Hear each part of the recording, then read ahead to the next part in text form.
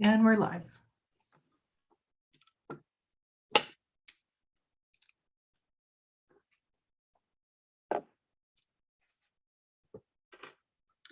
Good evening, everyone, and welcome to the July 12th council meeting. It's due to COVID-19 and recommendations by Waterloo Region Public Health to exercise social distancing and public gathering thresholds that the Township of North Dumfries meetings are currently being held electronically.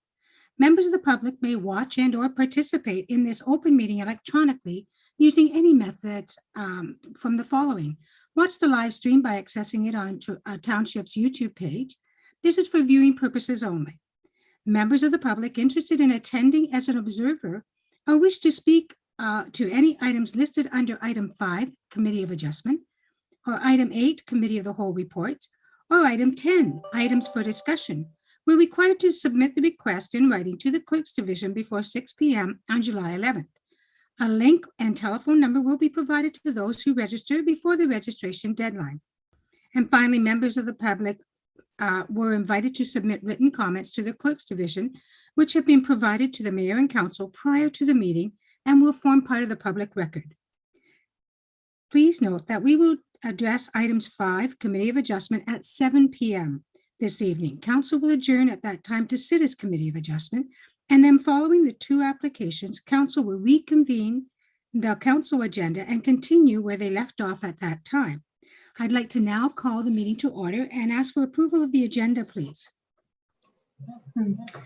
So moved by Councillor Gillespie and seconded by Councillor Rollman that Council adopt the July 12th, 2021 Council agenda as presented with the following addendums. One, add item 8.1.2A, report number building-04-2021 Greenfield Heritage Conservation District permit application for the alteration and enlargement of the existing deck and stone walkway for 3127 Greenfield Road West.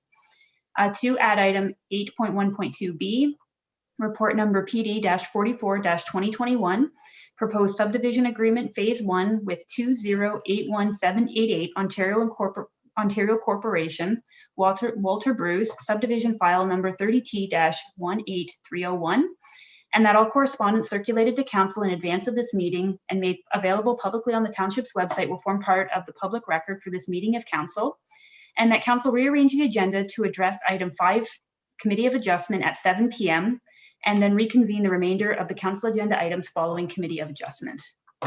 Mayor Foxton, your vote for that? Yes. Councillor Rollman? Yes. Councillor Osner? Yes. Councillor McCreary? Yes. Councillor Gillespie? Yes. That carries. Thank you. Now I'll ask, is there any disclosure of pecuniary interest and general nature thereof? And at this time, I will be declaring for the second item under close the Manley Street road allowance. Anyone else have a declaration? Seeing none, then we will move on to, excuse me, delegations. Jarrett Bellamy with the Air Skate Park Committee requesting that skate park surplus be allocated to capital projects costs for the proposed pump track project. He's just logging in right now. Thank you.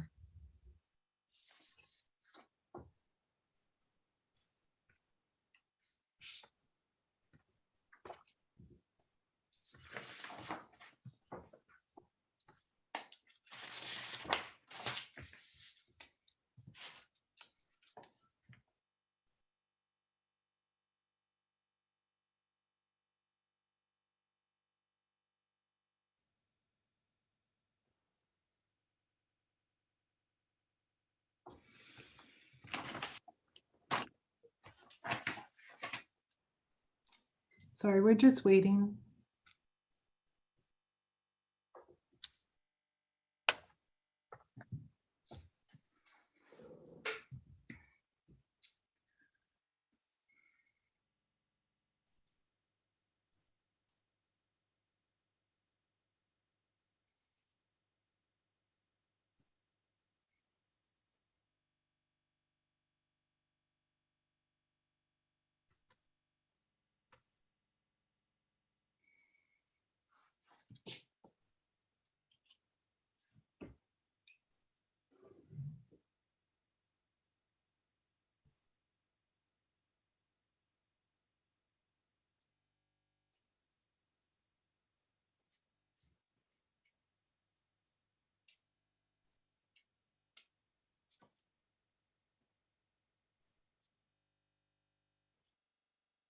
Cynthia, is he having problems getting on?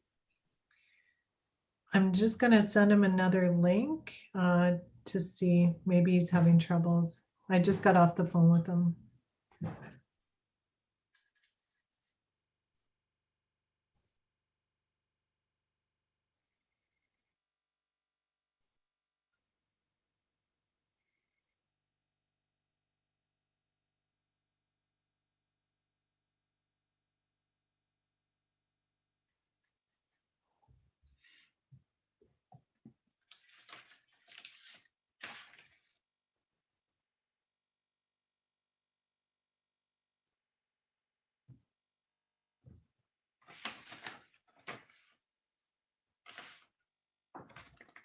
Ashley, how long does he have? 5 minutes? Is it 10? I can quickly pull up and just check if there is a time limit on delegates showing up or not. No. I meant how long does he have once he starts? Oh, once he starts, he has 10 minutes. Thank you. Yeah.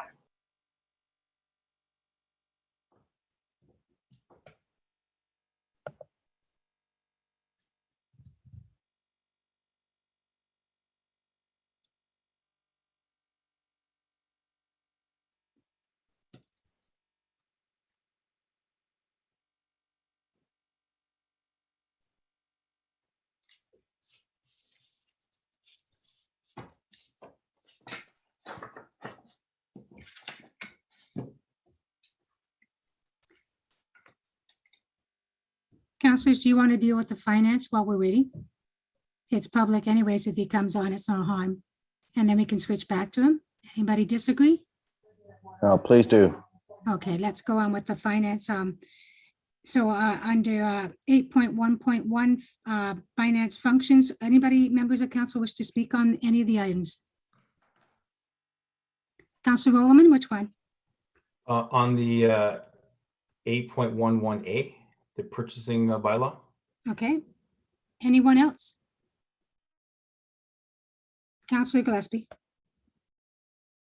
Yes, I'd like to speak on 811B, Friends of the Library. Okay. And seeing no one else, so we will start with hang on, I'm gonna put you as motion part. Oh, we can't even start because we haven't adjourned being on committee of the whole, council to go into committee of the whole. Can we do that? CO McNeely, can we do that and then come back to this? Yes, Jarrett just arrived. Okay, thank you. Go ahead, Jarrett. Jeremy, Jarrett. All right.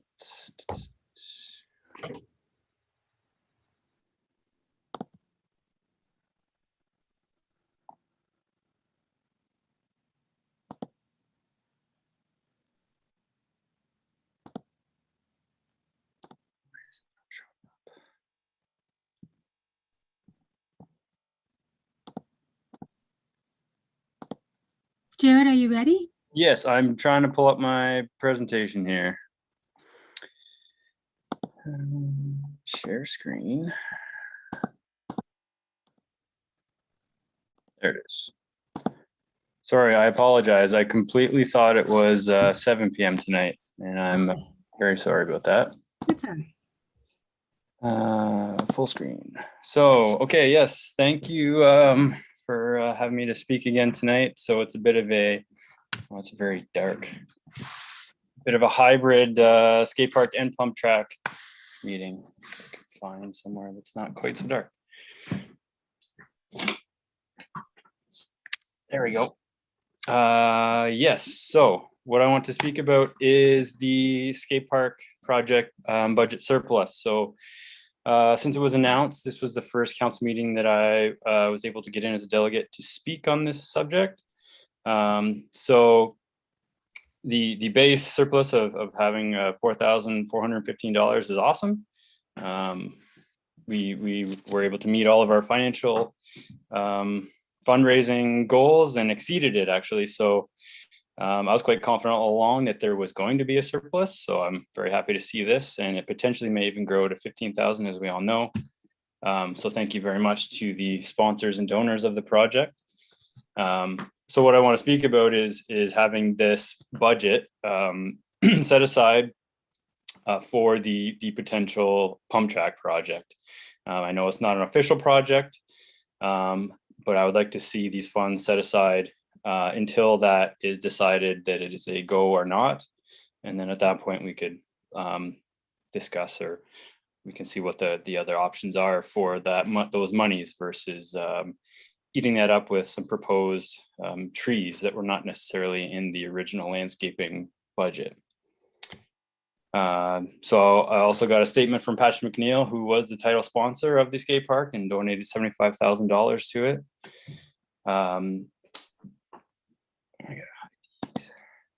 So I've heard there's a surplus in the funds that were raised for the McNeil and Dodd skate park, and that is exceptional.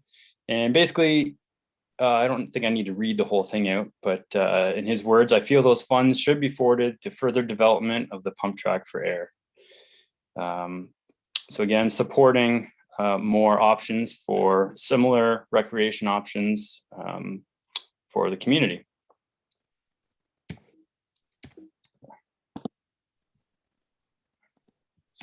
we go. So now this is one of the points of the memorandum of understanding that our skate park committee had with the township. And it stated that the residual funds left in the fundraising account, if applicable, would be transferred to the township. And at this time, transferred to the township for the purpose of future, and at this time, undefined community recreational leisure capital projects within 60 days of the commissioning of the skate park facility. So we're well past the 60 days, but finally getting the budget finalized. So there it states capital projects. So we feel that the pump track would align with this potential capital project. And I'm asking that these funds be set aside for the proposed pump track, assuming that the project is approved. And again, special thank you to Councillor Rollerman for suggesting this at the original budget discussion at the previous council meeting. And I'm also asking the detailed budget breakdown be supplied to our committee. The committee would like to better understand where these budget shortfalls and where a lot of the actual breakdown came to from what we were proposing and what we worked towards and what the end actually is. And then as part of our reporting for the Hallman Foundation grant, we need to supply an audited financial statement. And I have asked for that, and I was informed that I should get it in August when the auditors, I guess, are done. So that was new information last week that I just received. So then touching on the location, so after the last council meeting that I spoke at, the resolution was that staff was to be directed to assess possible locations or venues to support the asphalt pump track facility and report back to council at a future meeting. So myself, Councillor Rollerman and Karen Winter of the township had a meeting on June 29th, and we discussed the locations, and we all agreed upon Schmidt Park being the ideal location. That was the location that our committee has proposed from the get-go. So with that, we asked that an official report goes to council asking for the land at Schmidt Park to be protected for this proposed project. And then the final point I want to talk about is a skate park grand opening. This fall will be a year of the park being open, and we haven't had a grand opening. I know this is all due to COVID regulations, but I do still want to keep this on a proposed activities in the near future. I was contacted by New Line, Bill Gurney, and it's this year is their 20th anniversary, and they're looking for some different parks that have completed and are planning opening ceremonies to possibly partner with and bring some more resources to a grand opening. So I'm hoping maybe it's the fall, maybe it's later this summer. I guess it's all going to be whatever our guidelines are, that we can still give this facility the grand opening that it deserves. And that concludes what I had to speak about tonight. Can you stop sharing your screen, please, Jarrett? I can. Thank you. Jarrett, with the grand opening, I think you should work with Karen Winters and Right. see when you guys can come up with a date or whatever, because I think council's totally behind all that. Councilors, questions, comments? Some, okay. Just a second here, guys, sorry. Councilor Rowland, please. Thank you, Madam Mayor.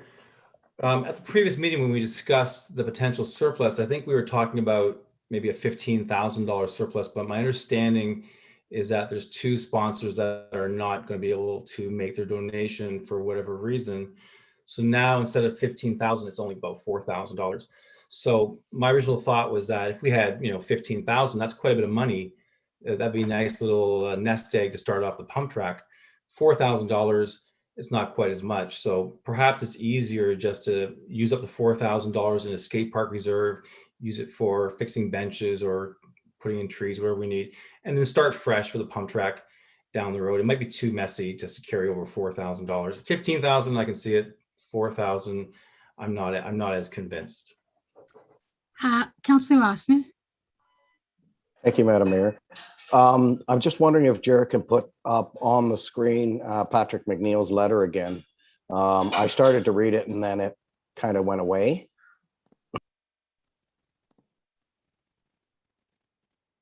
Yep, just 1 second. Oh, how do I go back? There we go. Okay, so I got down about halfway. And then he said, I would suggest any overage from the pump track fundraising be considered for beautification of the area. Trees are great for shade and aesthetics, but not part of the original fundraising. Being that the donations were made for the skate park, and at that time, not for a pump track, I thought that using some of the funds that were left over, it would be a good idea to beautify the area around the skate park. I assume that that would be good for the skate park committee, and to have some shade there for some of the kids, some of the parents that may be sitting there watching. I think it would tie the skate park in. I think it's the original idea was a good idea. I don't know why it's being proposed to take the completion of the skate park. And I think that those funds that we talked about for planting trees and all that completed, that once that's done, we'll complete the skate park job. Thank you, Councilor Rossner. Can you unshare your screen again, Jarrett, so I can see everybody's hands? Thank you. Okay, Councilor, CAO McNeely. You're on me. Thank you, Madam Mayor. There's 2 items that I wish to clarify. One, the 60-day reporting to council after the commissioning of the project. It was done within 45 days. There were deficiency work that was completed in April and May by the contractor, and we reported on May 25th to council. So we were well within the 60-day threshold as set out in the MOU. The second item is there was originally an in-kind service for landscaping. When we actually went to do the actual award and have those in-kind services vetted through the competitive process, as well as getting those in-kind services to be signing a contract, the individual company withdrew. And as such, the landscaping component was not completed because we did not have that in-kind service that was originally proposed. So landscaping was always part of the project. It was out of the scope of work of New Line and was going to be done by a third-party local company. Any other questions or comments? I'd also like to make it known that the pump track will go in with the recreation survey to see, leisure survey to see where our direction is going. And it is not a done deal, but I see no reason why we cannot set the light. Keep in mind the land in Smith Park. Councilor McCreary. Oh, she's frozen. There you are. Councilor McCreary. Thanks, Mayor Foxton. I'd just like to say that that $4,000 surplus, that came from all the contributors to the project. It came partly from the township, from taxes, which is everyone that lives here, came from development charges from our developers, the Trillium Fund, and the Hallmans. So we're very grateful to Patrick McNeil for being our title sponsor, but that $4,000 came actually from everyone, not just Patrick McNeil. So I think that taking the small surplus, and it's very small in relation to the total cost, which is $681,000, to do some aesthetic work around the park and to make the experience there nicer for people by having some shade and beautifying the area is perfectly appropriate. So I think just leave it the way it is, as council previously agreed. Thank you. Councilors, Jarrett Bellamy would like to speak again. I have to have your permission because his time was up after his presentation. May he speak again, councilors? Sure. Okay, go ahead, Jarrett. It's part of my, like, I get that it's $4,000 isn't a lot of money. I've been thinking all along that still shooting for and hoping that we're going to receive the full contributions that we're committed to. I understand that that's likely not going to happen. And that's part of the reason why I'm asking for a detailed breakdown. I've been asking for a detailed breakdown since December of where we are at. And I was emailing weekly, bi-weekly, probably becoming a real pain in the butt, but I didn't really get any answers one way or the other to be able to see where we were at, whether these people were coming in, whether I need to touch base with the contacts that I've made through our fundraising, you know, to check in, to get an idea of how this was all going to go and work out. Because I was quite confident all along that our target was well above what we were going to need to do, and we were going to have a surplus. Now we still have a surplus. It's not exactly what I thought it was going to be, but it's a surplus nonetheless that any funds are going to help a new project. I thought of it as a great opportunity to help start another project. So Jarrett, just for future knowledge, a municipality runs from December to December. Yep. Then the audit starts. Audit usually starts April, May for the auditors to come in. They do go through a fine tooth comb. And usually we do usually get the report by June. Because of COVID and everything else and a few other situations, they weren't allowed into the building to do the extensive audit. And that's why it will be in August. So we would have not been prepared to give you any data on December. Another thing is C.O. McNeely said that in the plans was the landscaping. Now the landscaping individuals backed out and you marked it in your sheet as in-kind services. So we don't have a surplus. We actually probably have a deficit because the landscaping was not done.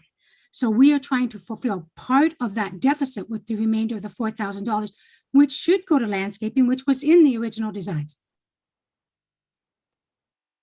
Any other questions or comments? Councilor Rollerman. Thank you, Madam Mayor. I just wanted to say that the community reacted very strongly to this project and came forward with lots of donations. The skate park was a tremendous success. Jared and his group did a great job. And I think with regards to a pump track, if that's something that the leisure study shows what we need, I'm sure the community will respond in the same way. So this $4,000, I don't think it really is that significant. I'm sure we can raise the money for a pump track going forward. I don't think it's going to be a big problem. So, Jared, I don't want you to feel like getting down about this, but I think we're going to, when the pump track project is approved eventually, we'll be able to raise the money and get this done. Councilor Osner. I agree with everything that Rod just said. Jared, it's people in the community like yourself that, you said, I'm sure you're being a pain in the butt, but sometimes a squeaky wheel has to get the oil, so sometimes you have to do that. But at the same time, agreeing with Councilor Rollerman that had we been up around $15,000 and we would be able to take maybe a couple $1,000s to do the beautification of the trees, I would have been more than happy to take that money and put it into a future project. But in light of the lack of the backing out of a couple of donations, etc., the $4,000, I think let's complete this project. Let's make this project complete. And as Rod said, it's the same thing, that when these projects come forward, we'll start with a clean slate, and I'm sure that things will move just as positively as they did. Hopefully, maybe a little smoother. And I want to state that we totally understand those that couldn't meet their commitment. This has been a hard time on businesses. And by the time we get down to selecting our leisure projects, I'm hoping the economy will have rebounded enough and they'll be ready to move forward with financial support of whatever project we go forward with. So Jeremy, Jared, this is a great project. As I've said, I've talked to a lot of mayors and they've had pump tracks and they have been ecstatic about it, except for talking to Dave Barton in Uxbridge. They're having a lot of problems with people coming in from outside the community. Because it's too A lot of popular. problems. Yeah, it's too popular to the point that they're starting to, you have to prove you're a resident to park in their parking lot to use it, because it's become a huge issue. But that's how popular these things are. So we Good wish you all problem. the best. And I hope to see it someday. I hope I'm able to even try it someday. But now can I have the resolution? Yeah, that would be funny. We'll take pictures. Can I have the resolution, please, Ms. Sage? That's moved by Councillor McCreary and seconded by Councillor Rowland, that the delegation from Jarrett Bellamy with the Air Skate Park Committee be received with thanks. Mayor Foxton, your vote? Yes. Councillor Rowland? Yes. Councillor Rossner? Yes. Councillor McCreary? Yes. Councillor Gillespie? Yes. That carries. Thank you. Sorry again for being late. No problem, Jared. Thank you. We'll talk to you all care. soon. Bye-bye. And even though he's still here, we're going to sign out. So can I have the adjournment of committee of the whole, please? Moved by Councillor McCreary, seconded by Councillor Ossner, that council adjourn to sit as committee of the whole. Mayor Foxton? Yes. Councillor Rowland? Yes. Councillor Ossner? Yes. Councillor McCreary? Yes. Councillor Gillespie? You're on mute, Pam. Oh, Sorry. sorry. Yes. Thank you. That carries. Thank you. And under the committee of whole, we've talked that we're in the finance area. Councillor Rowland wished to discuss 8.1.1A, proposed new purchasing bylaw. Councillor Rowland, please. Sorry, Madam Mayor, can I? Sorry, it Of kind of course you may. happened. It happened really quick and everything. I'd like to speak on 813, the Nith River Bridge. Can I add that, please? I'm trying to find it here, but of course you I think can. it's 813. We're currently just with the finance function area. We're just with the finance. We're not on to community services. I'm sorry. That's okay. I That's just okay. I just wanted to make sure that it didn't skip by. That's all. No. 8.1.1. A, Councillor Rowland. Somebody's moved around on my screen. Where are you, Rod? There you are. Thank you, Madam Mayor. I'm looking at page 94 of our agenda, which is the standard procurement process and approval authority. This is the area I'm a little bit concerned with. Currently, anything over $10,000 basically has to come to council. This new proposal, anything greater than $100,000 has to go through open competition and then come to council. I looked at some of our neighboring municipalities, such as Wilmot Township and Woolwich. Wilmot Township has anything greater than $50,000 and Woolwich has $75,000. I just feel maybe we're going a bit too far, a bit too fast. It was only a few years ago that we were at quite a deficit situation. So I'm a little bit worried. So I was wondering, and this is just I'm thinking of a friendly amendment, if we could just cut those numbers in half, instead of having up to 9,999 for the first one, have it up to 4,999, and then each one cut in half so that we end up at a maximum of $50,000 and then come to council. I would feel more comfortable if we just slowed it down a little bit and slowly loosen up the reins. I know we've been pretty hard on the staff the last few years, but I'm not quite 100% there yet. I don't disagree with you, Councillor Ullman, at all. Does anybody else have any comments on this? Are they comfortable with the friendly amendment? Because the mover and seconder would have to approve the friendly amendment. Who is the mover and seconder? Councillor Ossner. Councillor Ossner, go ahead. Yeah, sorry. Every time I go to hit it, I hit the share screen button at the same time. Can staff maybe shed a little bit light on that again? Just I'd like to see how staff feel about that. I have no problem doing that, but as long as staff doesn't feel like it's going to, those numbers are kind of right in the middle of the difference between what needs to be done and what needs to wait and what needs to go through the process. So I would just like staff's opinion on that if they're okay with that. CEO McNeely, please. Christine, whichever. Madam Mayor, I'm going to let Christina speak to it. She's the one who did the comparisons with the other Waterloo municipalities. Fair enough. So yes, the upper range is a little bit higher than the other townships. They really, all three of them have different ranges, and some of their bylaws go back to 2014. So they really haven't reviewed theirs recently either. So they probably are due for a refresh of theirs as well. And the goal of this was not to take any authority away from council. It was really just to speed up some of those projects in terms of going out to acquire competitively still services, but shorten the time frame, because currently we would have to bring it to the committee of the whole, and then 2 weeks later it would be approved, and that's also including the tender process and so on and so forth. So it was really just to shrink the lead time of some of our more minor capital items, like the purchase of a lawnmower or things of that nature. It was never the intention for the larger capital projects that those would always definitely come to council. When we're looking at those capital projects, they really are always more than the 100,000, which is why that value was suggested. The purchase of the equipment is typically in that, $50,000 or $60,000 range. Councillor Gillespie. Thank you, Madam Mayor. I was just like, most of the things that are on this thing would be stuff that we have budgeted for anyway. So I can't see why there is a huge problem with these numbers. I think, we have good staff. We should allow the staff to do their job, and I'm confident that they are not going to spend foolishly.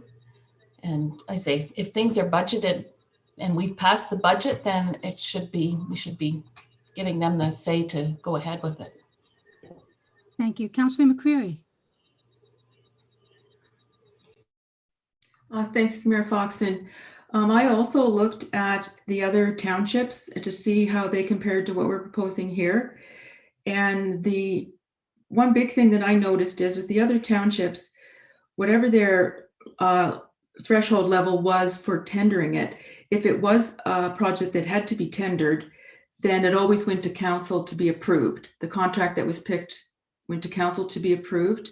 What's a bit different with ours is that for projects that are tendered in open competition from 50,000 to 100,000, they don't have to come to council for approval.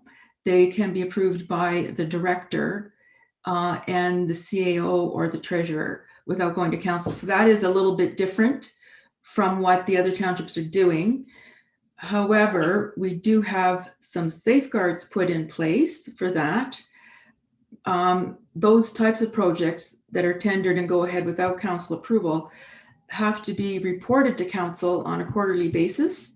There has to be a list come where council sees what is being done, so it's still transparent and staff are still accountable. So I was a little bit uncomfortable with the numbers being as high as they are. However, I do think that there are safeguards in place. There's a lot of accountability here. People know what their roles are, and everything has to be approved by council in the beginning anyway. So as long as we have a very detailed capital project budget and we always go back to that and match everything back to that. I do think that there are good controls in place here and that we can let our staff do their job, and that we can move things along a little faster and reduce a little bit of the, I guess, call it bureaucracy or red tape with what we're doing here, and get things moving along. Thanks. Christina. Just the one comment to make is one of the 3 townships does have a sealed tender not going to council for $40,000 to $75,000, but above 75,000, they do go to council. And the other thing I would like to assure council is that we do have the clause in there that if it is exceeding budget, we are coming back to council. Councillor Osner. Thank you, Madam Mayor.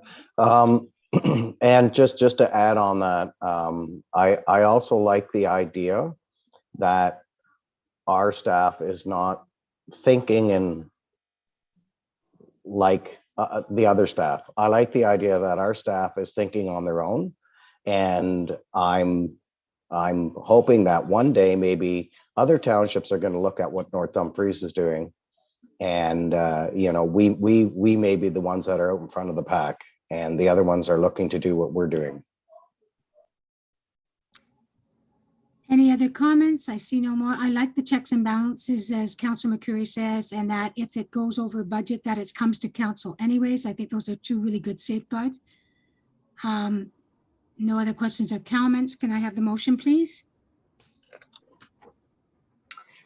Moved by Councillor Ostner and seconded by Councillor McCreary that report number FIN-18-2021 be received, and that council enact bylaw 3265-21, being a bylaw to establish the framework and policies respecting the procurement of goods and services for the township of North Dumfries.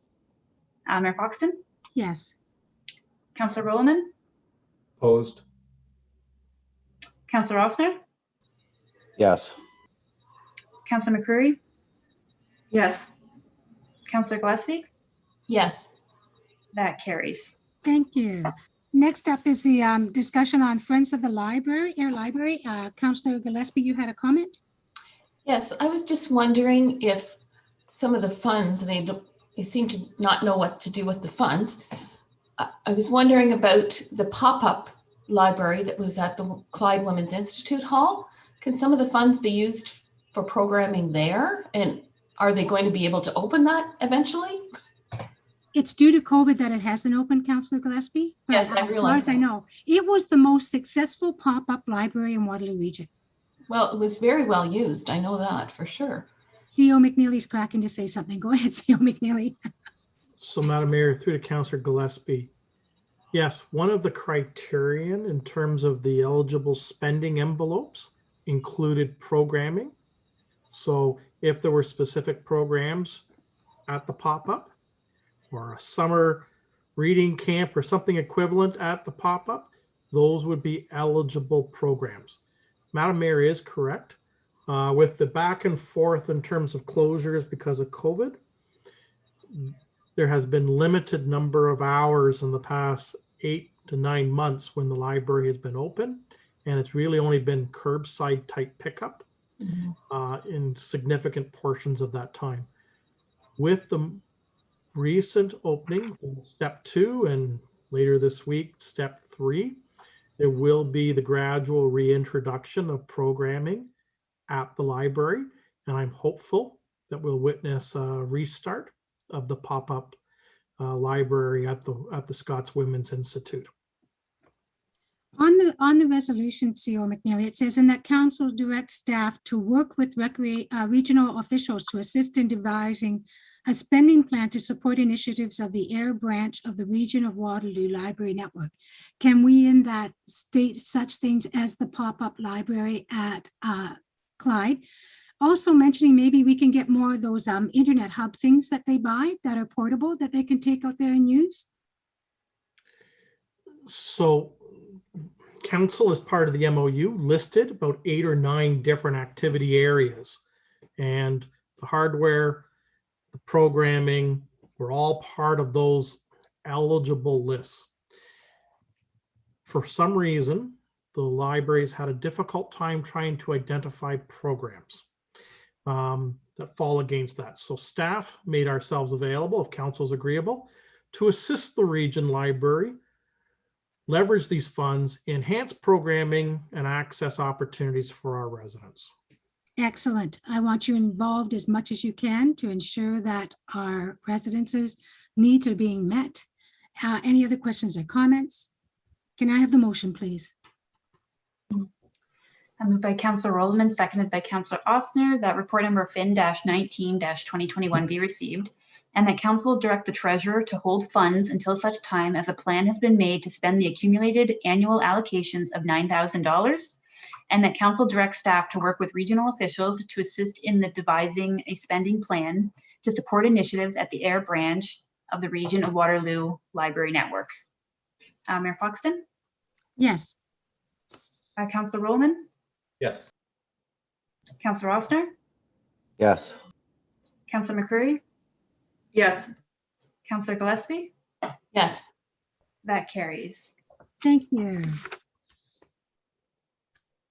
Okay, so now we will ask, now Councillor Ostner, pay attention now. Mayor Foxton, I ask the members of council would like to speak on any reports on the development services function. If so, those items will be pulled. So anyone want any of the items pulled? Councillor Rollman and Councillor Ostner. All right, so Madam Mayor, I'd like to have the same as Councillor Ostner, the Piper Street Bridge one pulled, and also the riverbank, the slope assessment.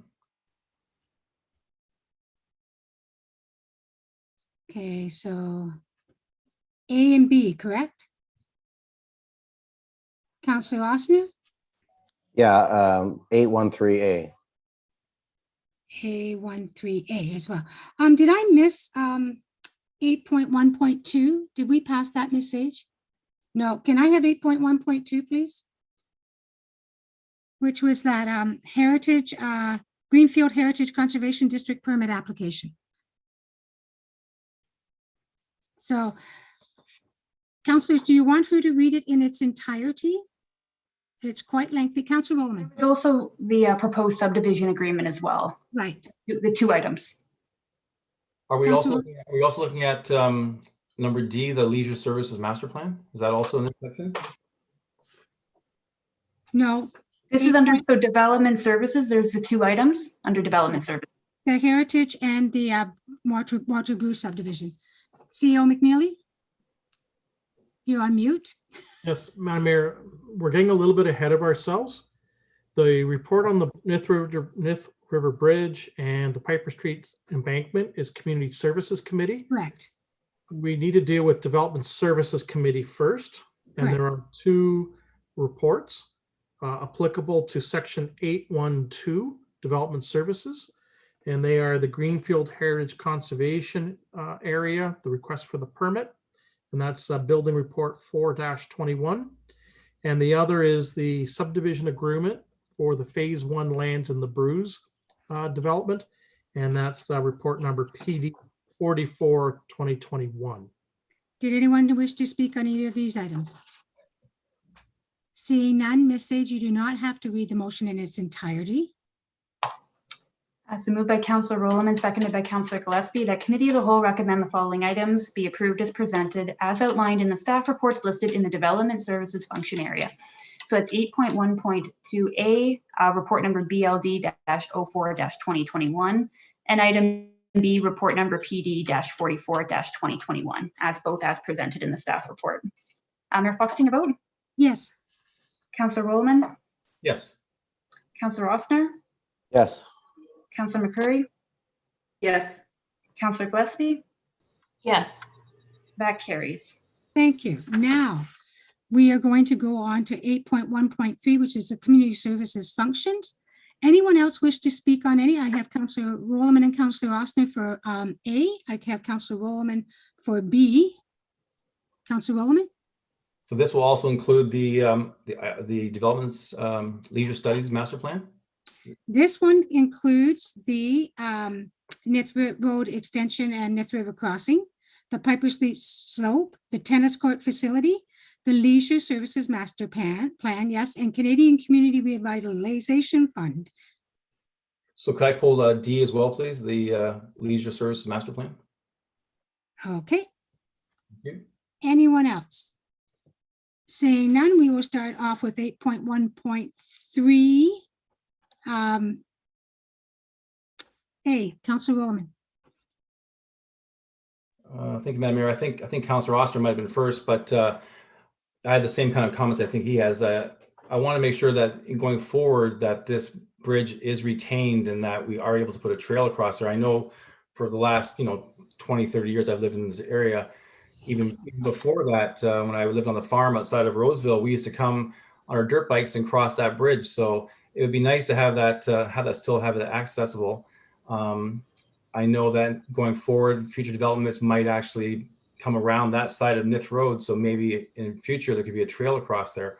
So I'm really hoping that we can spend the money and keep that bridge as a pedestrian trail. I don't think it should be a motorized trail, but definitely a pedestrian trail. Thank you. Councilor Oster.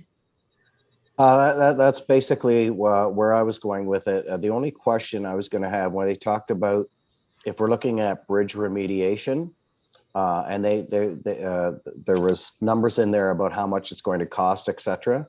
I'm hoping that bridge maybe gets narrowed down to so that it's only pedestrian, and maybe it won't cost quite as much rather than leaving the structure as wide as it is, because it used to be a vehicular traffic bridge. So I'm hoping it keeps retained, because all this future development that may be happening, I don't want to see our pedestrian accesses depleting one by one. We want to keep accessibility in the town. And I have to agree with both of you. It was a bridge that when my children were young, we would ride our bikes down and across it and go and look at the peacock farm as you're going across on the other side. And it was a great place to grow up. And I'd love to keep that historical type bridge. It's so beautiful, but right, that it's not available for vehicles. Any other comments on this, Councillor Gillespie? Thank you, Madam Mayor. I know discussions with the Leisure and Lifestyle Committee, that was high on the agenda to keep the bridge. It was the bridge or bike lanes. We kind of went with bike lanes right at the moment. That would be more advantageous to more people, but that's very high on the list. So if it can be saved, that would be great.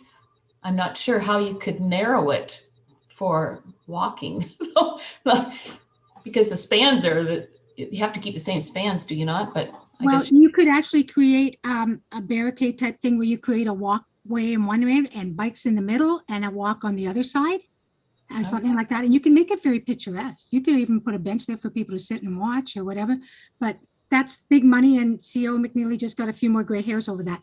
So we'll talk about that down the road. Can I have the motion, please, then? It's moved by Councillor McCrew, seconded by Councillor Gillespie, that PW report number 08-2021 be received, and that staff be authorized to proceed forward with the detailed bridge assessment in 2021 to better gauge future rehabilitation requirements to maintain the integrity of the bridge as a possible trail connection over the Nith River, and that the treasurer be authorized to fund the detailed bridge assessment report for the closed bridge crossing over the Nith River, links Piper Street Road allowance to Nith Road, from the infrastructure reserve account with an upset limit of $100,000. Mayor Foxton?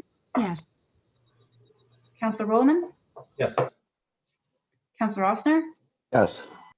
Councillor McCreary? Yes. Councillor Gillespie? yes. That carries. Thank you. Now, Piper Street Slope Stability Analysis. Councillor Rollerman. Thank you, Madam Mayor. I guess a few weeks ago, I was on that slope. I walked that slope with Lee Robinson and with the CAO, and we looked at that slope area along Piper Street. And as everyone knows, it's getting worse and worse out there. I have had numerous conversations with a few residents who live right across from that. I'm sure we all know who that is. And they're concerned about the timeline. How long is this going to take? How long before we can start doing some sort of stabilization? The comments I've heard is, it's great that we're doing some more studies and some more technical studies, but when are we going to actually do something to save the riverbank? And I realize we have to do the studies. We need to know what we're dealing with, but I want to make sure that we assure our residents that we're doing everything we can to try and stabilize that situation and not have that road collapse. Thank you, Councilor Rowland. Any other comments? Can I have the motion, please? So moved by Councillor Rowland, seconded by Councillor McCreary, that PW report number 09-2021 be received and that staff be directed to proceed with the geotechnical investigation of Piper Street as outlined in the proposal from SAFA Engineering dated June 8th, 2021, and that the treasurer be authorized to fund phase 1 and 2 of the work plan from the infrastructure reserve account in the amount of $44,110 plus HST, and that the work be completed in the immediate time period, and that phase 3 of the work plan be included as part of the 2022 capital budget. Mayor Foxton? Yes. Councillor Rowland? Yes. Councillor Oster? Yes. Councillor McCreary? Yes. Councillor Gillespie? Yes. That carries. Thank you. And now we will just go on to the next one, which is the item C, which is the 3 lit tennis courts facilities. Then it's just the motion. Read it, please. So moved by Councillor Ossner, seconded by Councillor Gillespie, that council receive rec report number 12-2021, and that council close the request for proposal document ND-RFP-30-2021 to build a 3 lit tennis court facility at Schmidt Park due to a lack of bids received for the project, and that staff be directed to scope the bid document into a design build tender immediately. Mayor Foxton? Yes. Councillor Rowland? Yes. Councillor Ossner? Yes. Councillor McCreary? Yes. Councillor Gillespie? Yes. That carries. Thank you. Next is the Leisure Services Master Plan. Councilor Rowland. Thank you, Madam Mayor. On page 144 of our agenda, which is page 3 of the report, in the last paragraph, just before financial implications, it talks about the concern over having the same company do this report that did the last 2 reports. They did the ICE needs report. They did the report for the CCG way back when. So in here, it says that they agree they're going to be open-minded, but I'm wondering what safeguards do we have as council that this is actually going to happen? Is there any way that we can make sure that it's a different lead? I think it was the same person that led the last 2 studies. So do they have anybody else at their firm that could take the lead on this as opposed to the same individual who did the last couple of reports? That might be a way of making sure that it's more open-minded. I'm just concerned where this might go. If I may, Councilor Rowland, maybe if we allow Karen Winters to have more control over it and her take the lead and direct them. I don't believe they should be doing this on their own. It is through direction of staff, which will actually come from Ms. Winters. Does that make you feel any better? You're on mute again. Would it be the same? But would it be the same individual that she'd be working with, the exact same person that authored the last 2 reports, or is there somebody else at their firm that we could work with? Ms. Winters. Through you, Madam Mayor, to Councillor Roman, I do know that there are 3 individuals involved in this proposal. So I believe Todd Brown was not the same person that did the arena strategy. And I'm sorry, I've forgotten the second person's name. I think it was the second person that did the arena strategy. So we did have that conversation. I was very aware, and I'm not going to lie to you, I was a little bit concerned that it was going to be really focused on those 2 reports. But after having that interview with them, I feel 100% confident that we will get out of this what we need. And it won't be, they have that information as backup, but I also feel that they're going to be able to put more energy into that community engagement part. And that's exactly what I'm looking for. CEO McNeely. Thank you, Madam Mayor. And just to build on what Ms. Winters just touched upon, staff did have this concern, hence why we actually set up an interview with the principals of Monteith Brown, because we did not want a boilerplate. either coming out of historic leisure plans that they had done elsewhere in the province, and or just a recrafting of the arena strategy. Obviously the Leisure Services Master Plan is a much broader perspective, looking at both passive as well as active recreation and broader leisure pursuits, including culture. The other key variance between this study and what was done for the arena strategy is there's also a steering committee. And so, that steering committee will have their fingerprints all over this study and will be working from the approved terms of reference that council previously adopted and which were the bases of the request for proposal and the bid document that was finally submitted by Monteith Brown. So with the change in the leadership and Mr. Brown being the principal,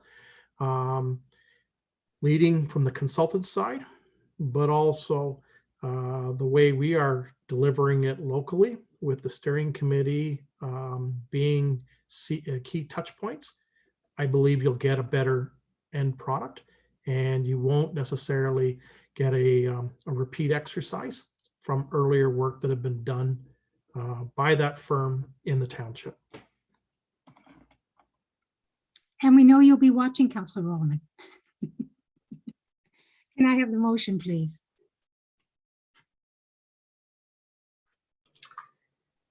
Moved by Councillor McCreary, seconded by Councillor Gillespie, that council receive rec report number 11-2021 and that council approve the award of contract ND-RFP-14-2021 for the consultant services of Monteith Brown Planning Consultants and Tucker Reed and Associates in the total bid amount of $89,000 plus HST, and that the mayor and clerk be authorized to execute any necessary documents to facilitate the completion of this award. Mayor Foxton? Yes. Councillor Roman? Yes. Councillor Rosner? Sorry, Councillor Rosner?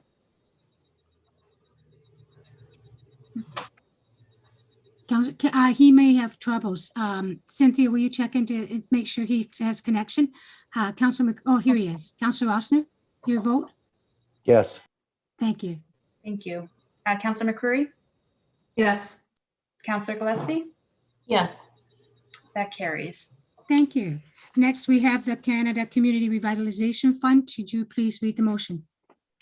Moved by Councillor Osner, seconded by Councillor Gillespie, that CAO report number 21-2021 be received and that council authorize staff to make application with the Canada Community Revitalization Fund for park improvements, expanded programming elements in Schmidt Park, 53 Hilltop Drive, in the total project amount of $769,440 plus HST, and that the grant application for the 25% contribution from the township in the amount of $192,360 towards the completion of the Schmidt Park project be funded in the equal amounts from the Energy Plus Reserve and the Park Trust Reserve accounts, and that the 2022 capital budget allocation in the amount of $769,440 be established as a pre-approval, subject to securing the grant allocations through the Canada Community Revitalization Fund. Mayor Foxton? Yes. Councillor Roman? Yes. Councillor Osner? Yes. Councillor McCreary? Yes. Councillor Gillespie? Yes. That carries. Thank you. There's nothing other. You know what? We're 2 minutes to 7, and we're going to adjourn and go back into council. But then we can go into committee of the whole. We're going to have perfect timing here, guys. Thank you very much. So if you want to read the motion to go out of committee of the whole and adjourn and go back to council. Moved by Councillor McCreary, seconded by Councillor Osner, that committee of the whole is hereby adjourned and the council meeting be called back to order. Mayor Foxton? Yes. Councillor Roman? Yes. Councillor Osner? Yes. Councillor McCreary? Yes. Councillor Gillespie? Yes. That carries. Thank you. I may want to do one more motion, Ms. Sage. We have 1 minute left, and that is the motion to the adoption of the committee of the whole resolutions. So moved by Councillor Osner and seconded by Councillor McCreary that council adopt the recommendations as adopted and presented by committee of the whole dated July 12th, 2021. And that's as presented with Mayor Foxton's permission. Mayor Foxton, your vote? Yes. Councillor Roman, Yes. Councillor Rossner, Yes. Councillor McCreary, Yes. Councillor Gillespie. Yes. That carries. Thank you. Now, Ms. Sage, are we staying on this link to go into committee of the whole? For Committee of Adjustment, yes, and we do Yes, have the motion. Yeah, we have the motion as well to adjourn to sit as Committee of Adjustment. Thank you. Well, it's perfect timing. It's 7 o'clock. And so we can go into committee of the whole. Are we ready, Cynthia? Yep. Thank you. So, Committee of Adjustment, good evening, everyone. We are going to start the Township of North Dumfries Committee of Adjustment portion of our meeting for this evening. We have 2 Committee of Adjustment of applications scheduled for this evening's meetings. Members of the public who have registered before the registration deadline for both items have been provided with a link and a telephone number to join the virtual meeting this evening and have indicated to staff which application they would like to participate in. Staff will move these individuals who have registered to the meeting to speak in the order of the application being heard. So first off, we have the approval of the Committee of Adjustment minutes. Oh, wait a minute, Councilor. Oh, we have to, so we adjourned at 7 o'clock and we went into Committee of Adjustment, correct, Ms. Sage? Yeah, sorry, I'm just looking for the resolution. We do have a resolution to adjourn to sit as Committee of Adjustment. Yeah, it's right here. Go ahead. Have you got it? I can read it if you like. Yes, if you could read it, please, that'd be great. Moved by Councillor Ossner and seconded by Councillor McCreary that the council meeting be adjourned at 7:01, we'll put down because it says 7:01 p.m. to sit as Committee of Adjustment for the purposes of holding public meetings pursuant to the provision of the Planning Act. Do you want to take the vote, please? Mayor Foxton, Yes. Councillor Roman, Yes. Councillor Ossner, Yes. Councillor McCreary, Yes. Councillor Gillespie. Yes. That carries. Thank you. And next we have approval of the May 29th minutes. Do you have those, Ms. Sage? I have it right here if you want me to read it. That would be great, thank you. The long ones, you better find them before that. Kidding. Moved by Councillor Gillespie and seconded by Councillor Rowland that Committee of Adjustment approved the minute dated May 26, 2021. Mayor Foxton, your vote for that? Yes. Councillor Roman, Yes. Councillor Ossner, Yes. Councillor McCreary, Yes. and Councillor Gillespie. Yes. That carries. Thank you very much.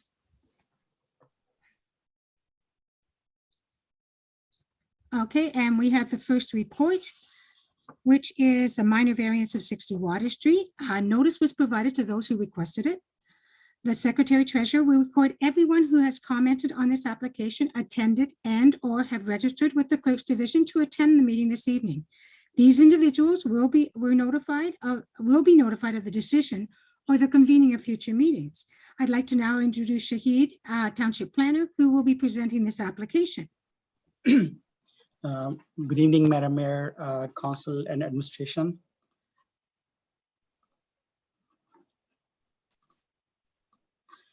So tonight I'll be presenting the minor variance application A03/20.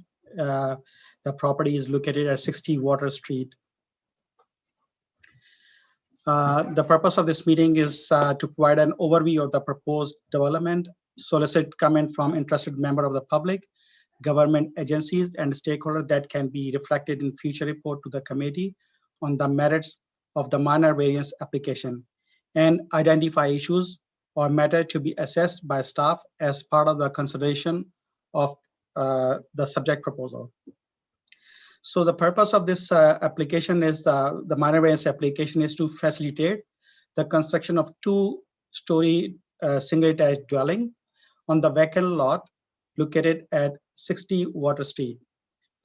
So we also have a public meeting on March 23rd, and the staff presented an information report regarding the applicant desire to seek relief from the Zone 4 provision to allow minimum side yard 1.2 meter, whereas the zoning bylaw required 2.4 meter. So at the time of at the meeting, March 23rd meeting, it was revealed that an additional variance would necessary to permit the reduced front yard 7.5 meter, which will I explain in the next slides. So the subject property is located on the, as you can see in the map, the subject property located on the north side of the Water Street at the intersection of Water Street and Colonial Drive, which is also backing on the southeast corner of the Victoria Park. The property is an irregular shaped lot, which is 425 square meter in size, with the lot frontage of 12.4 meter, which is narrow to 6.8 meter at rear and has a lot depth of 43 meter. The subject lands are located in a mature neighborhood, and the neighborhood is dominated by a single detached dwelling, with the majority in the immediate area being represented by bungalow units. So the subject's lands represent a legal lot of record. So in the record shows as a residential lot as well. So let me provide you overview on the proposed minor variance application. As I mentioned, the applicant is seeking relief from the provision of zoning bylaw to construct 2-story single detached dwelling on the undersized lot. The subject property is currently zoned as zone 4, and the dwelling unit and accessory use are permitted land use activity within this zone 4. So according to zoning bylaw section 833B, the zoning bylaw required 2.4 meter side yard setback. However, the applicant seeking a relief from the zoning bylaw provision to reduce the minimum side yard setback 2.4 meter to 1.2 meter. So as you can see on the sketch, so the applicant is proposing 1.2 meter side by both side east and west side of the property, and the front yard 7.5 meter. So you can also see on the aerial map here.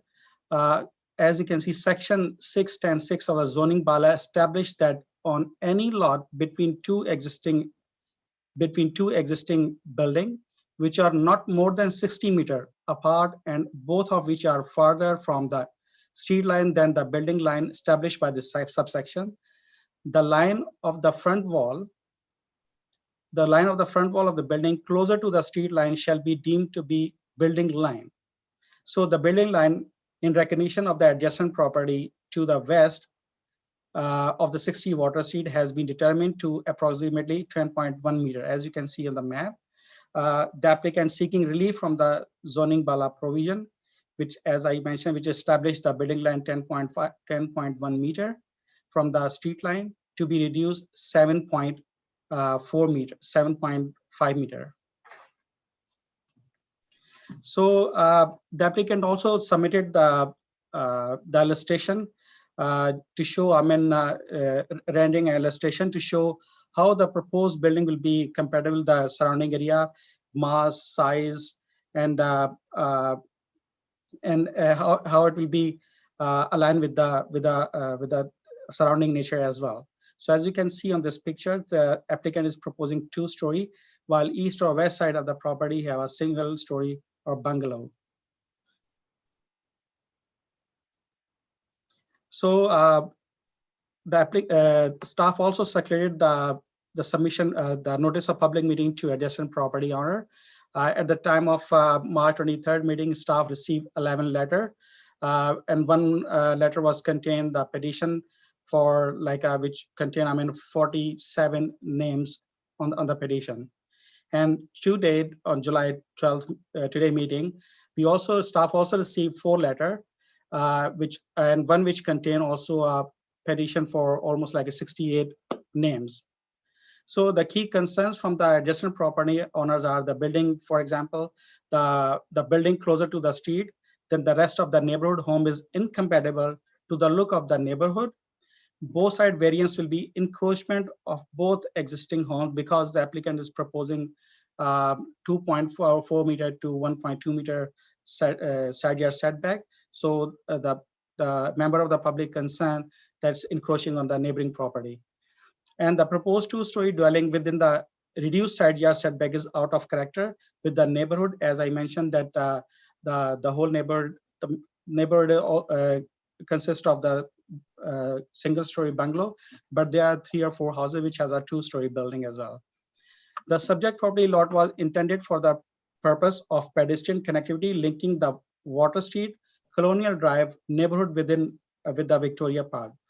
And all the member of public also mentioned the well is situated at the rear of the property, which was originally designed to supply potable water to the neighborhood may still exist. The application is not minor or desirable for the neighborhood. So the key concern was that it's not compatible and it's not compatible the height, size of the surrounding neighborhood, the surrounding properties of the neighborhood. So staff also circulated the submission package to agencies. We received some comments from Energy Plus, which they mentioned that prior to approval, Energy Plus will need additional information regarding the hydro vault that has been identified on the property. The applicant or owner would be required to enter into a services agreement with Energy Plus to determine the terms and conditions to service the proposed new home. And if the relocation, upgrade, or easement is required as a result of this application, the applicant owner will be responsible for 100% cost. So, and the region of Waterloo expressed no objections to this proposed minor variance application.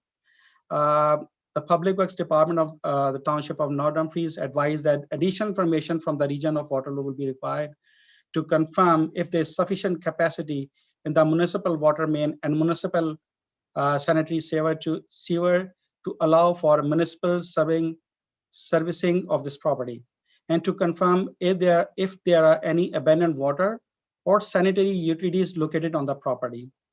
And the Public Works Department also advised that a driveway permit will be required. Existing tree on the front of the property may need to be removed at the cost of applicant, should it be determined that it prohibits sufficient visibility for the entrance. And the Public Works Department has also advised a grading plan will also be required. So staff, in consideration of the future report on the merit of the planning application, will be considering the matters that all comments and correspondence received during the consideration process is the intent of the official plan and zoning bylaw amendment, zoning bylaw maintained, and the resolution of the easement or similar instrument applied against the title of the property with respect to the utilities corridor associated with the water supply, the status of the well purported to be present at the rear of the lot, and whether or not it has been properly closed out and decommissioned in accordance with the Ontario Regulation 903. And site servicing, as staff will be also considering site servicing, access, grading, stormwater management, and if the lot will be interfered with the abutting property and water seed Colonial Drive intersection as well. Staff will be also considering is the subject proposal, in opinion of staff, desirable for the property and compatible with the adjacent residential uses and properties. And staff will be also considering the four test of the as established by the Planning Act, that if the proposed minor in nature, is it desirable for the appropriate development, whether it's confirmed to the intent of the official plan and zoning bylaw as well. So the staff is recommending to committee that all comments and correspondence received from the member of public, government agencies through the consultation process be returned to staff for future report to committee on the disposition of this matter. Thanks, Madam Mayor. Thank you, Shahid. Would either Richard or Michael Fetty wish to speak?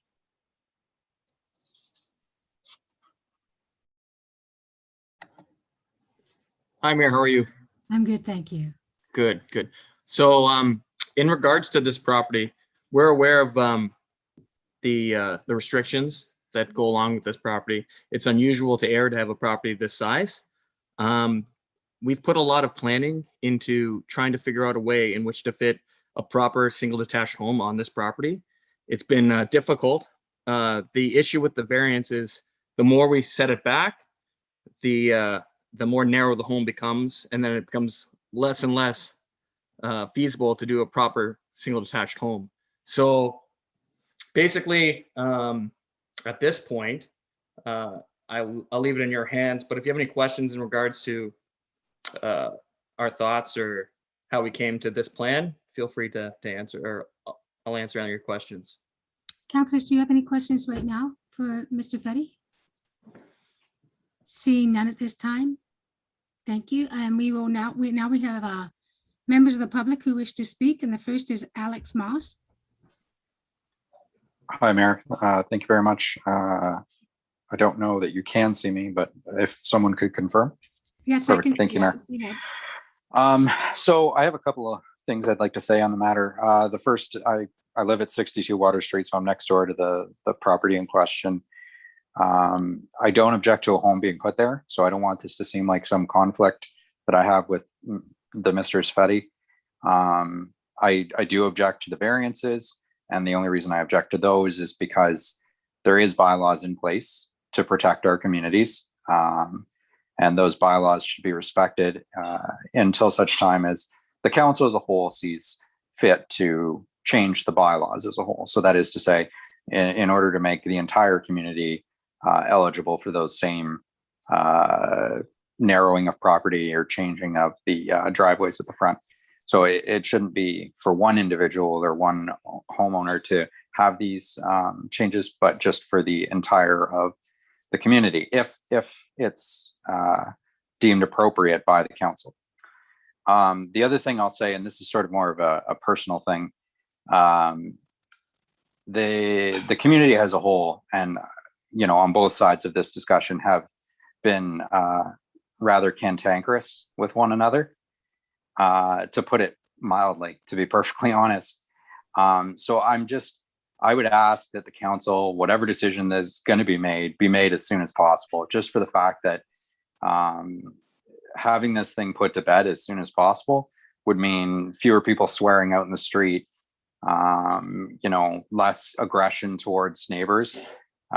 Personally, having witnessed it on a number of occasions, I understand that there's feelings involved in here, but this isn't about feelings. This is about, going to the council, getting the variances, applying for these things. This is, people are taking feelings into here and swearing out in the street and stuff. And it's not the air I want to be a part of. And I don't think it's the air that anyone wants to be a part of. So the sooner a decision gets made on this, I think the sooner those sorts of issues get put to bed. And with that, I'll close my time. Well, Alex, I want to thank you for that. You're absolutely right. You live in a great neighborhood and the people are wonderful. And I'm sorry that it has come to this for them. You wanted to comment, Mr. Fetty? Thank you. I appreciate that comment. I just wanted to reiterate the fact that this is a residential building lot, and what we're trying to do is build a house that best suits the community. If we wanted to build a 3-story tall house that didn't suit the neighborhood, we wouldn't be going through this process. The whole reason why we're going through this process is we want something to fit in the community as best as possible. Thank you. Yeah. Next up, we have Kent, and is it Jody or Judy? It looks like it's spelled wrong here. Habel. Oh, Jody Habel. Jody, you're on.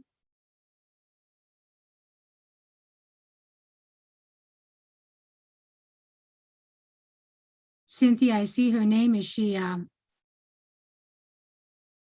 Jody, you're muted. Yeah, I'm asking her to unmute if she's Thank got you. any questions. Yeah.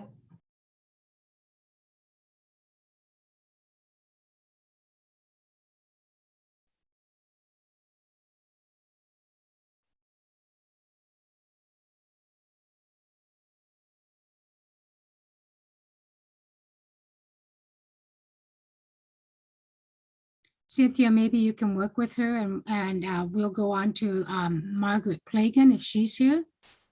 I don't see Margaret. Yes, there she is. Yes, I'm here. Hi. I think the bottom line in this whole proposal is that the building does not suit the character of the neighborhood. It's too close to the road. It doesn't line up with the rest of the houses. It's way too big for the size of the lot. It's too wide for the size of the lot, and it's too high because all of the other homes in the neighborhood are single-family bungalows. So the bottom line is it does not suit the character of the neighborhood. Thank you, Margaret. Any luck with Jody? I'm going to email her to ask. Thank you, Cynthia. We will go on to Bill and Dorothy Costa. Dorothy, you're up. You want to unmute, please? Good evening. Good evening. Good evening, Mayor Sue Foxton and Council. Can you see me?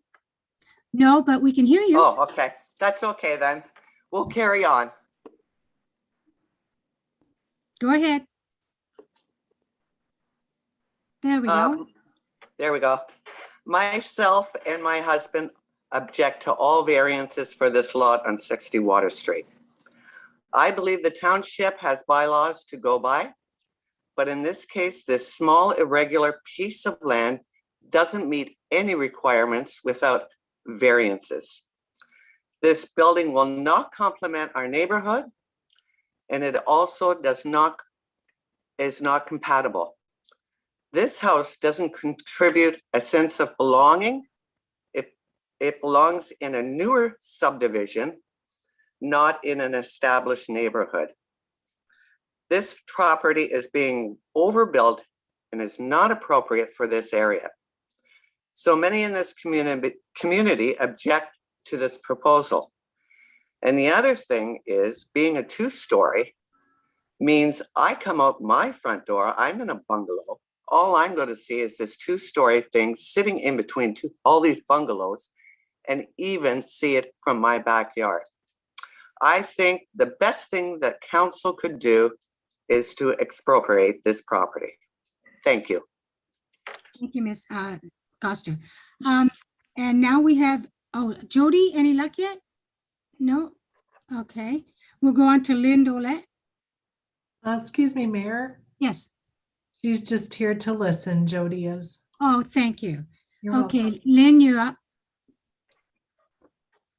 Hello. Lynn? Can you hear me? Yes, we can. Thank you. Okay. Good evening. Good evening. Yeah, so it would be nice to move along and settle things here. I'm going to say I expressed myself a lot within my letters, with a lot of questions not answered. I'm a little concerned for the setbacks. There were some lines painted in the survey, like in the lot. However, my fence sets 16 inches in off the property line, according to the back pin, and measurements were taken from, it wasn't even 1.2 meters off my fence line, where they're proposing where this house is going to be placed within the lot. I would like to see a detailed, clear dimensions of how this house is going to sit within this lot, and really show where the setbacks are all along the property line. The other thing is a good cross section of different areas of this house to show the overhang of the roof, where a AC unit might be sitting, because this is like almost sitting like it's going to be right on the property line. It's just encroaching my property. It's encroaching Moss's property way too much. It's an overbuilt house in this very small, tiny, skinny, long lot. It just does not suit the neighborhood whatsoever.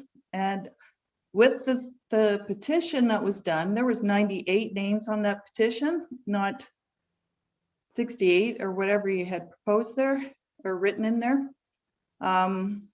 A lot of the neighborhood is not happy with what has happened here, and we need to move this, that this does not happen here. We were always told nobody could ever build on this property, and because this property was all all happened before the Planning Act came into play, that it should be grandfathered in, that this, nothing happens with this strip of land. So with the roof line, I don't know why we're taking the average grade of the mid peak of this roof. A picture that was submitted by Fetty showed how the roof stepped back at different levels, and I don't know why we're not taking the overall actual height of this roof. Is it actually the proper height that he's requiring here? And the superimposed picture that was shown here makes it look like there's lots of side yard to this property, which there will not be any side yard left. So the picture that was shown does not represent what this house is going to look like on this lot. And I'm worried. And the trees, trees are going to be removed. They're big, beautiful trees. And the look of this thing from the park is going to look very odd and really out of place. It's just not suitable for this area. Thank you, Lynn. Thank you. If I may, to all of you who's attending tonight, you've been great neighbors to each other for a long time. So maybe discuss with your neighbors not to discuss this item if you're at opposing ends, but do not lose that friendship. That has a long and deep history, and it would be very sad for your neighborhood if you lost that friendship over this one issue, because friends are much too valuable. Councilors, it is your Don't turn. lose friendship over this. Councilors, any questions? I see Mr. Fetty, you had a comment. Go ahead. Okay. I just wanted to speak on behalf of what Lynn had just spoken about. At the front of the house, actually, you'll notice that we're nowhere near the property line. It's only near the rear that we encroach onto the 1.2 meters. Also, you'll notice in the survey, both neighbors have encroached onto the property itself. This has been a residential lot for the past 40 years. There's a deed and people have been paying taxes on it for the past 40 years. So I don't understand how people seem to think it's a walkway at this point, because we've discussed this. So. Thank you. After seeing no other comments, can I please have, we'll go on to the councilors now. Seeing as there's no council comments, can I have the motion, please? So moved by Councillor Ossner and seconded by Councillor Gillespie that PD report number 41-2021 be received, and that all comments and correspondence received through the consultation process be returned to staff for further consideration in a future report to the committee on the disposition of this matter. Mayor Foxton? Yes. Councillor Rollman? Before I vote, Mayor Foxton, the comments that we made at the previous meeting in March, are those comments already noted, or do we have to reread those comments now, or are they going to be in the report that's coming? CEO McNeely? Madam Mayor, through to Councillor Rolleman, for the purpose of clarification, the sum of all comments, both in March and today, as well as any correspondence received or up to the time of a Committee of Adjustment decision, will be included in that future report back to the Committee of Adjustment. But Councillor Rolleman, if you would like to reiterate them, you are more than welcome to. Thank you, Madam Mayor. I just wanted to reiterate that I'm opposed to the minor variances. The first one, the 2.4 meter one, and also the second one, the 10.1 meter. I think those two bylaws zoning bylaws need to be met. They should not be any variance allowed. We should make sure that the building line of all that new housing, the building line of the new house should follow the existing. If you look at that neighborhood from, let's say, Rose Street to Water Street, from Rose to John, and also along Colonial Drive, one thing that you'll notice about that whole neighborhood is the setback. All the houses in that section I just mentioned all have the exact same front building line. They're all about 10 meters back. And that's very striking. If suddenly you have one house that's going to be only 7.5 meters back, it's going to stick out in front of the other houses. It changes the look of the neighborhood. So I really want to make sure that when we talk about compatibility, that we maintain that existing built line of the 10.1. And the second thing about that neighborhood is, you notice, is the houses are very far apart from each other.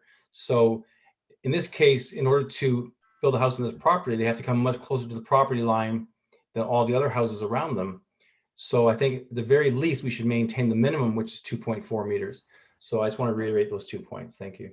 Thank you, Councilor Bowman. And for all people listening, as well as those at council, under the Committee of Adjustment, we have our planner speak first. And then we have the people that are making the applicants to speak. Then we have the public state their points of view. It's for council to hear their points of view. We occasionally let questions be responded to by the applicants, and then council speaks. And once council has spoken, then we go on to the motion. It's not a point of back and forth. So if I see your hands and I'm not recognizing them, because it's time that we move to the next phase of the meeting, which is council and the motion now, please, Ms. Sage. So Councillor Rollman, Yes. Councillor Oster, Yes. Councillor McCreary, Yes. and Councillor Gillespie. Yes. That carries. Thank you very much. And now we'll wait until these individuals are out of the meeting and the next group comes in.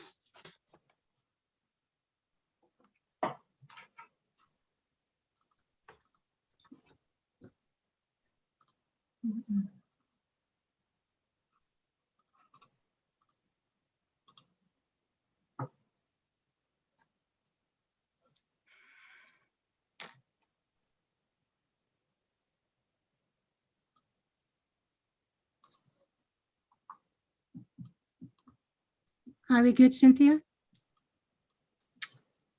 Just another minute and just a quick Okay. minute, yeah.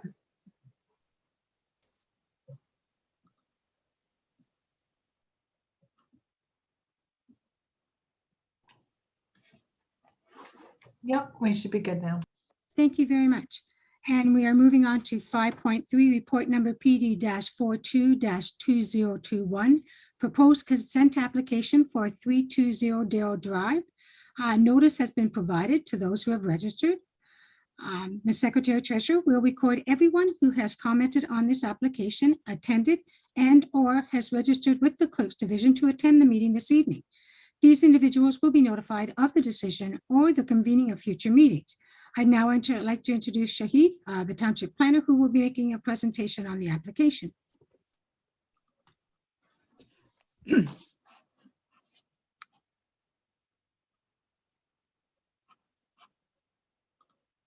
Thank you, Madam Mayor.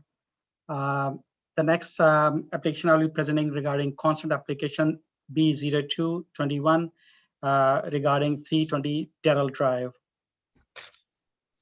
So the purpose of the proposed consent application is to sever the land currently associated with the Martin Sprocket and Gear Canada manufacturing facilities from the balance of the Phase 3 draft approved plan of subdivision, which is known as Boida subdivision lands.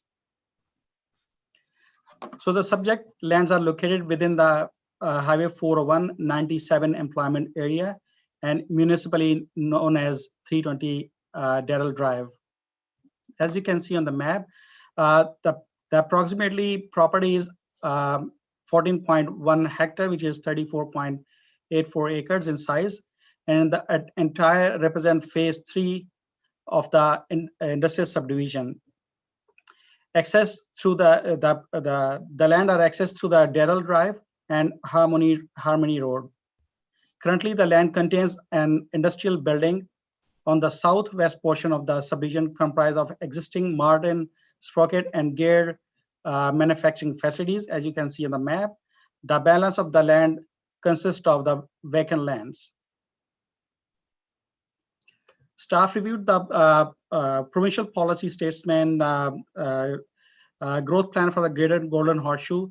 Both plans talk about the same thing, that the planning authority shall promote economic development and competitiveness by providing opportunity for a diversified economy. And if you see the growth plan, that especially talk about the making more efficient use of existing employment areas and vacant and underutilized employment land and increasing the employment densities. Staff also reviewed the regional official plan. As I mentioned, that's the lands are located within a Highway 401 97 employment area. The land within this designation are intended to provide additional opportunities for employment growth and business development within the township of North Dumfries. The subject land, if you see the township official plan, the subject land designated as a dry industrial commercial on a map 2.227 of the township official plan. So the dry industrial designation provide for a range of light industrial uses and related activities similar to the use in the general industrial designation, which is zone 11, and applicable to land generally serviced by private wells and individual wastewater treatment systems. The subject property currently zoned as zone 11. The current zone permits specific use listed in zone 9 and permitting large scale processing, manufacturing, assembling, production, fabricating, warehousing, storage, goods and products, or finishing, and characterized by a large physical size and production of volume and intensity of use. Let me go through the consent proposal. The purpose, as I mentioned, the purpose of the consent application is to sever the land associated with existing Martin Sprocket and gear manufacturing facility from the balance of the phase 3 draft approved plan, which is known as Voida subdivision. Basically, this subdivision approved in some era of 87 and also revised in 1991, 92. So there was 3 phases, 2 per phase is already registered and is almost completed. And this is the phase 3 basically. So the land subject to the consent application consists of 19 lots, as you can see in the draft consent sketch. There is contained the 19 lots, and the applicant proposes to sever the land containing 6 to 19. As you can see, 6 to 19 on the sketch. So the applicant proposing to sever the land containing 6 to 19 and the balance of the proposed road allowances, Dail Drive and Harmony Road in the draft approved plan of subdivision. So the proposed sever lot represent land area of approximately 8.8 hectare, which is 21.7 acre in size. And as you can see in the west portion of the subdivision, is contained the lot 1 to 5. So lot 1 to 5 in the plan will be retained by the property owner, Martin Sprocket and gear manufacturing.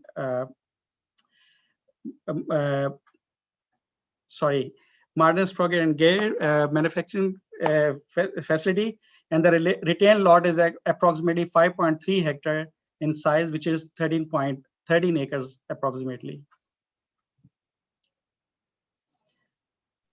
So there's also other thing I need to mention, that the proposed severance is to support the execution of sale and purchase deal between the property owner, Martin Sprocket, and the Parameter Development Corporation. That's the key purpose of this severance, basically. So the Dail Drive across the frontage, as you can see on the map, the Dail Drive across the frontage of the existing Martin Sprocket and gear manufacturing facility was previously conveyed to the township of North Dumfries and represent a public highway. The consent application, if approved, would represent a modification to the draft plan of subdivision through the removal of the proposed retained lot 1 to 5, as you can see in the map, from the phase 3 area of the plan. It is the intent of the Parameter Development Corporation to continue forward in the time with the development of the balance of phase 3 draft approved plan of the subdivision, which would include the extension of the Dail Drive and Harmony Road. Staff also circulated a submission package to agencies and departments.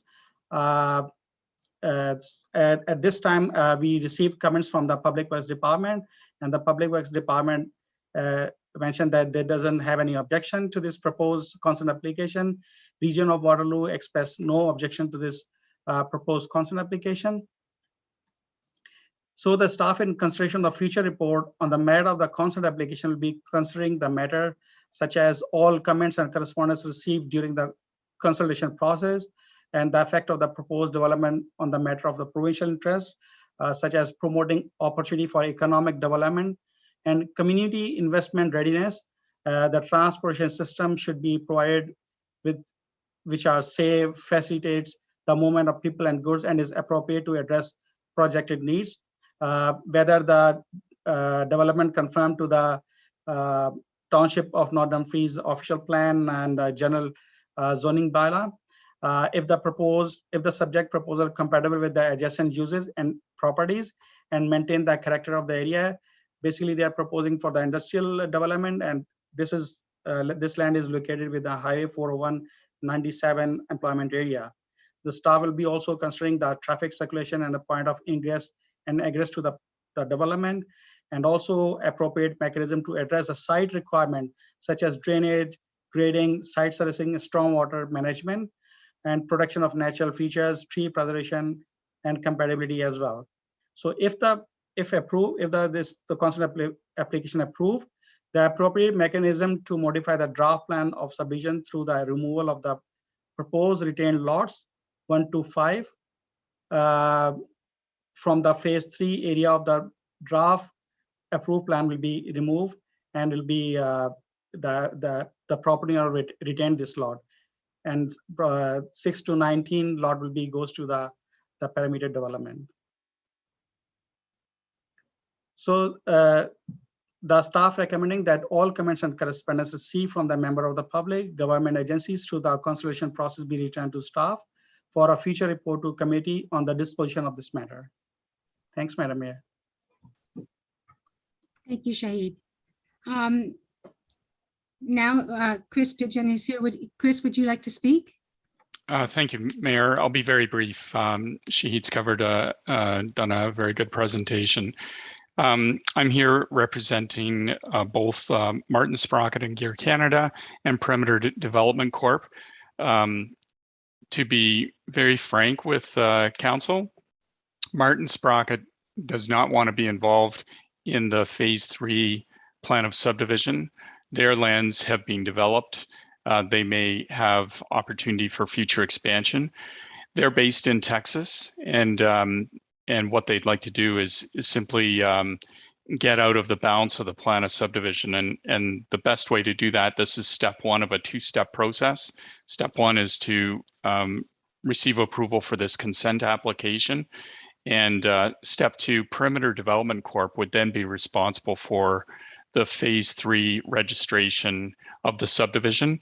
And what they're proposing to do is to update the subdivision, submit it, update the language, because it was 1987 when it was originally draft approved.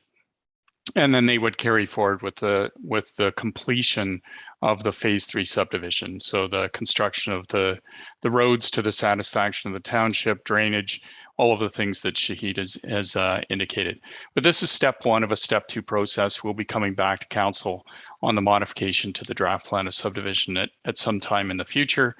We have been working on the drainage matters. We think we've got a good handle on that, and that would come forward as part of the modification of the plan of subdivision. Mr. McNeely and his staff have been in many discussions with both Martin Sprocket and Perimeter Development, and we've got a good course of action here. So would appreciate ultimately Council's support, or committee support, I should say, when this application comes back. Thank you. Thank you, Chris. We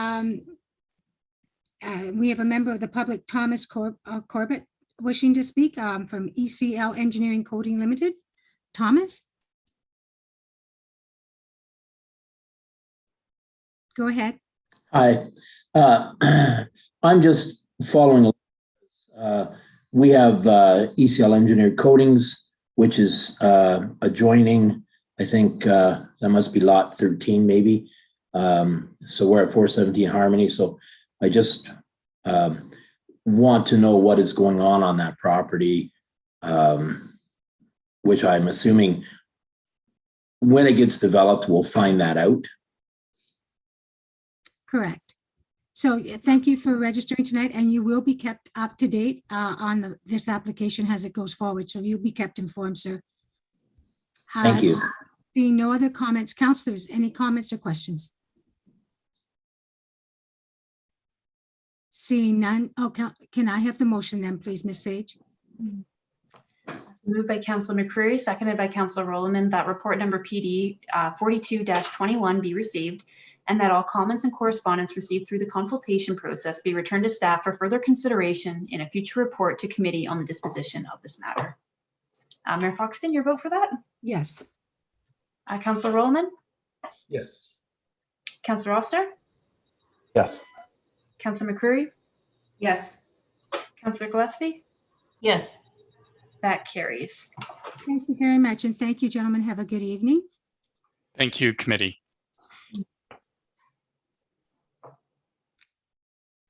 And the motion to adjourn Committee of Adjustment, please, Ms. Sage? So moved by Councillor Rowland, seconded by Councillor Gillespie, that pursuant to the Planning Act, the public meetings of Committee of Adjustment be adjourned at 7:45 p.m. and the council meeting be called back to order. Mayor Foxton, your vote? Yes, please. Councillor Rowland, Yes. Councillor Oster, Yes. Councillor McCreary, Yes. Councillor Gillespie, Yes. that carries. Thank you. And I believe we are on 9.2, adoption of the minutes. Ms. Sage? Yes, so moved by Councillor Gillespie and seconded by Councillor McCreary that council approve the following minutes. Committee of the Whole meeting minutes dated June 14th, 2021, and regular council meeting minutes dated June 28th, 2021. Mayor Foxton? Yes. Councillor Rowland? Yes. Councillor Oster? Yes. Councillor McCreary? Yes. Councillor Gillespie? Yes. That carries. Thank you. Next is a list of correspondences. Does anyone wish to pull anything or touch base on anything of the correspondences? Seeing none, Ms. Sage, you can read it, but not in its entirety, should you wish not to. Moved by Councillor Rowland and seconded by Councillor Gillespie that council receive for the purposes of information the following items as presented, 12.1.1 through to 12.1.7 as presented. Mayor Foxton, your vote for that? Yes. Councillor Rowland, Yes. Councillor Oster, Yes. Councillor McCreary, Yes. Councillor Gillespie, Yes. that carries. Thank you. And next we are on minutes. So moved by Councillor McCreary, seconded by Councillor Gillespie, that council receive for the purposes of information the following items. Region of Waterloo minutes dated June 9th, 2021, and the all council meeting minutes dated June 17th, 2021, and the Grand River Conservation Authority minutes dated April 23rd, 2021, and May 28th, 2021. Mayor Foxton? Yes. Councillor Rowland? Yes. Councillor Oster? Yes. Councillor McCreary? Yes. Councillor Gillespie? Yes. That carries. Thank you. Other business? I don't see anything other under business. Mayors and councilors reports. Is there anything, ladies and gentlemen?